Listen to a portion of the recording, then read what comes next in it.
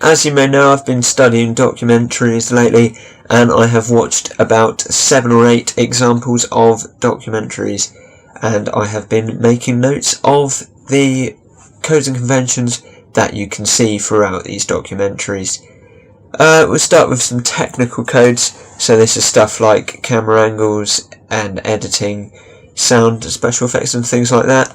Generally in documentaries you'll find that the main purpose at the beginning of a documentary is to establish the scene. This can also be reflected perhaps with some of the camera angles, where you will largely see perhaps long and mid shots at the start and also establishing shots which sort of set the scene, set the tone.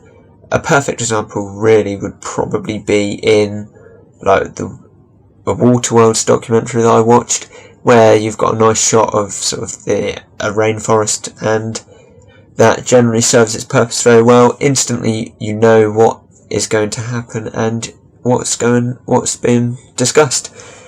Editing, again, at the beginning, the common theme out of the ones that I have studied was generally the cuts seemed to work in time really with the music. They weren't sort of strictly rhythm edited like a music video, but quite often the music was non-diegetic and it would build in pace as it goes along, and therefore the cuts sort of tie in quite nicely with that. They don't go exactly in time, but as the music speeds up, the cuts certainly do as well, and they go thick and fast, which that can be also seen in a world history documentary which I have watched, which as there is sort of battle scenes going on, the cuts come thick and fast and then slow right down, which also is reflected with the camera as well. There wasn't too many special effects that I noticed in the documentaries, apart from there was perhaps a few in perhaps some of the historical ones that I watched, as these are more reenactments and often they're a bit over dramatised, so they're sort of elements of a docudrama in a historical drama, which perhaps could be why you see some special effects, for example like gunshots, stuff like that, and also the costume as well that is used and throughout.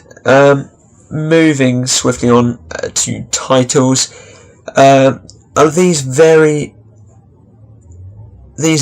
quite a lot really.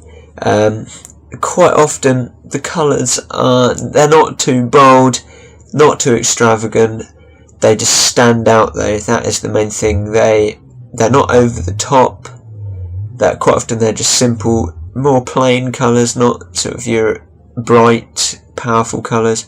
They're just more blacks, whites, golds, colours that are sort of plain, simple, but bold and also perhaps aesthetically pleasing and stand out in the background. An example, again, a perfect example of title in actual fact is from the Blue Moon Rising documentary, where the titles are in blue and white, which obviously automatically that provokes an audience reaction, because Manchester City, who the documentary is on, they play in blue and white, so automatically there is an automatic connection that we can establish in our heads. That is really it for technical codes and conventions that I have mainly picked up. I will go into more detail in some of my analysis of some of the clips that I've watched, but I'll be back soon with some thematic codes and conventions.